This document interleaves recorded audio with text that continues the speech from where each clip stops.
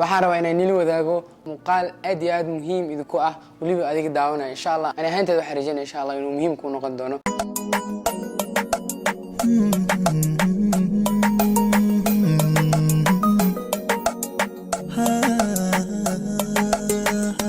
السلام عليكم ورحمة الله تعالى وبركاته. هاي السنة جايز لمانتينا يوتيوب channel قاعد داوني سوا بركة ربا وحرجعنا مانتينا عفمات قبطان سوري جايز.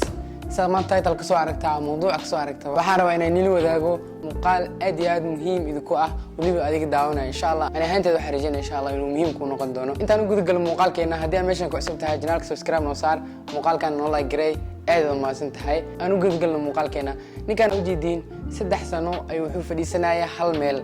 Nobody knew who he was. Nobody knew why he was waiting.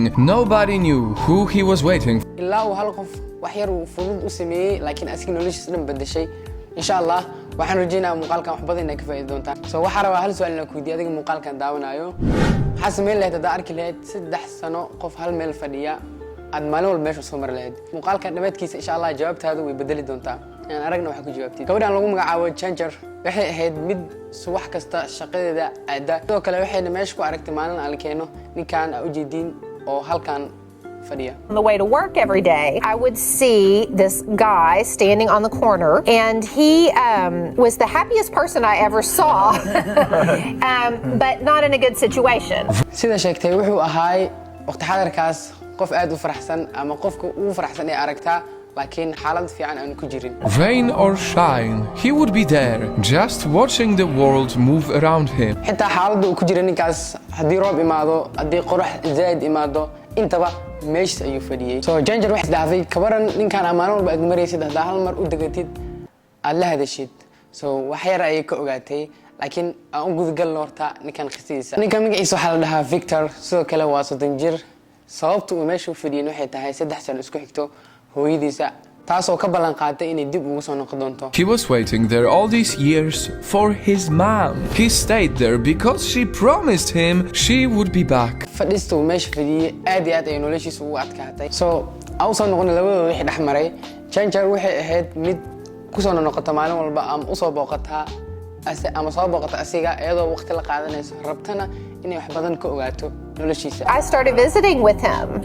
I would get a cup of coffee and I would go sit with him right where he was. I mean, for a good 6 months. Changer wuxuu aragtay inuu yahay mid aad iyo aad u wanaagsan laakiin gadaal ayay ka ogaatay inuu mentalka ama xanuun uu haayo oo mentaliyan waqti xadarkaas ma jirin dib u naqsho ay dib ugu noqoto ama xaaladiisa ay meesha iskaga joojiso. Changer talaabada ugu horeysa u sameeyso wuxuu ahaay inay u dhisto Facebook page ama u sameeyso Facebook page kaasoo loogu magac daray This is Victor. Set up a Facebook page called This is Victor and started sharing his story with the world.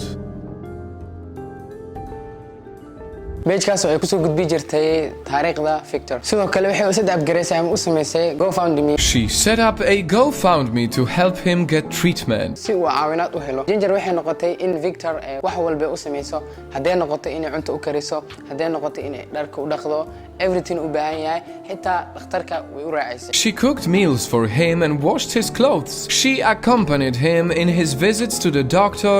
xitaa waxay shaqo ka siisay cooking school meel oo cunto karin school ah ayay shaqo ka siisay. xilliga qabowaha waxay u faad gareey jirtay ama u yeeri jirtay gurigeeda si ay iskula noolaadaan ayada iyo asiga iyo ninkeeda. To live with her husband, and quick enough he became a part of their family. Su'aalaha ka soo qaadado dumar ah inay gurigaaga nin kala keento banaanka keento oo like ninkaagana joogo wax sahlan ma aha. ugu dambeyn wuxuu si dhaqso leh ku noqday qayb ka mid ah familka. xitaa vacation haddii aadaan ama fasax ama meel loo dalxiis haddii aadaan way wada jireen ama way is wada raaci jireen si wada jir ah. They even took him on trips. Victor waxaa page-kiisa ku xirnaaday dad aad iyo aad u fara badan. sidoo kale dadka la wadaagan dhammaan way soo jiidatay. sidoo kale waxaana loo aruuriyay ama wuxuu helay lacag gaaraysa 28,000. Next thing they knew, thousands were already following Victor's journey, and he has received at least $28,000 in donations. so qaybta ugu wanaagsan qisada intaan ma ahan sababtoo ah ninkaas 3 sano wuxuu meeshu fadhiyay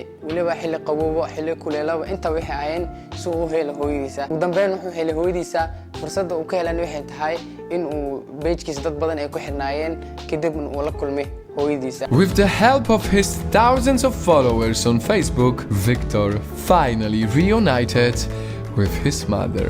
I feel like God just dropped a blessing on me, you know.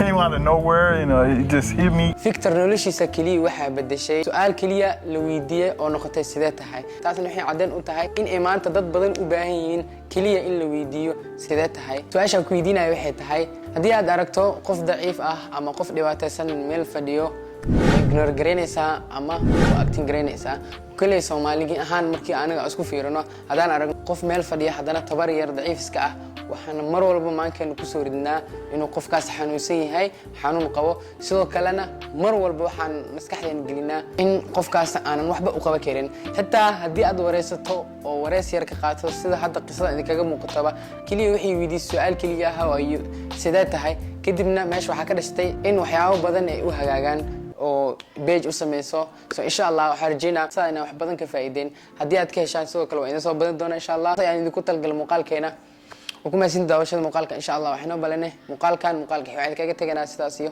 نبت قليل باي باي